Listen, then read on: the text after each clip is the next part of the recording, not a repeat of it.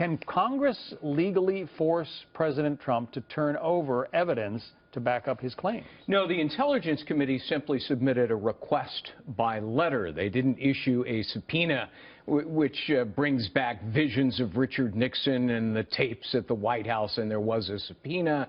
He fought it. It went all the way to the U.S. Supreme Court. Here, it's simply a request, so that has no legal force and effect.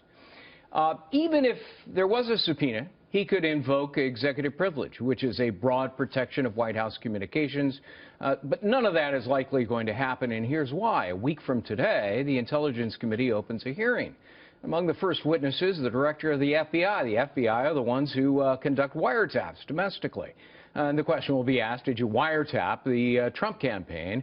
The answer that we know of so far is no. That's what James Comey is likely to say based on sources. We also know that Comey met with a gang of 8. These are 8 congressional leaders who have security clearance. Afterwards, Paul Ryan, one of them, said, I've seen no evidence of wiretaps. Well, Senator McCain is asking for more information, saying that the president can provide it. Here is more from the senator. I have no reason to believe that the charge is true, but I also believe that the President of the United States could clear this up in a minute. All he has to do is pick up the phone, call the director of the CIA, director of national intelligence, and say, okay, what happened?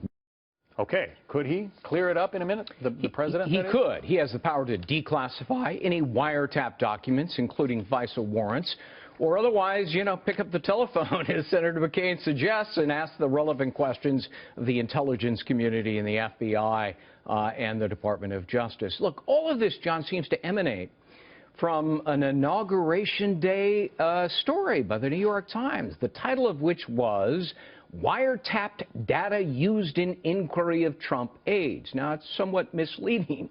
It seems to suggest that Trump aides were wiretapped, when in fact in the body of the story it makes it pretty clear that their conversations were heard on wiretaps of other individuals. Like who? Well, we know the FBI routinely wiretaps Russian agents, including the Russian ambassador, Sergei Kislyak, who talks to a great many government officials. Those are all listened into.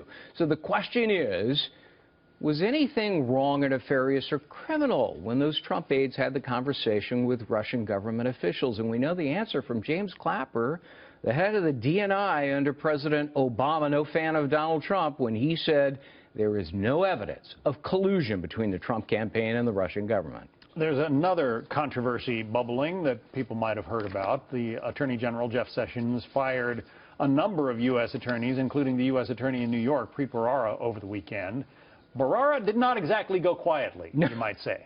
Now, look, this isn't surprising at all, John. What's surprising is that Bharara decided to make political theater of it all by refusing to submit his resignation when asked and forcing the Trump administration, the Attorney General Jeff Sessions, to fire him. Then he takes to Twitter to make hay over the whole thing. And it's all a lot of nonsense, because this happens routinely in every administration. Because they want their own appointees in office. Right. These guys are political appointees.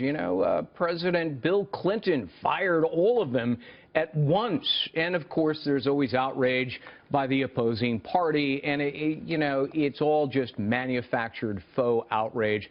Nothing unusual here. But what happens to the cases that Bharara is working on, for instance? Look, these are huge offices with career prosecutors that handle much of the important cases.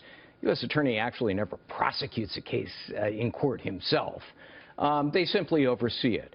The oversight continues with these career prosecutors, and so all of the cases involving Wall Street, all of the cases, for example, that Bharara had looking into the Democratic governor of New York, Andrew Cuomo, the Democratic mayor of New York City, Bill de Blasio, those will likely continue under the leadership of the acting U.S. attorney until a new one is seated. And he will likely be able to find work elsewhere. Oh, yeah. He's going to make a lot of money in private industry. All right. Gregg Jarrett, our Fox News anchor and attorney. Thank you, Greg. Thanks, John. Heather.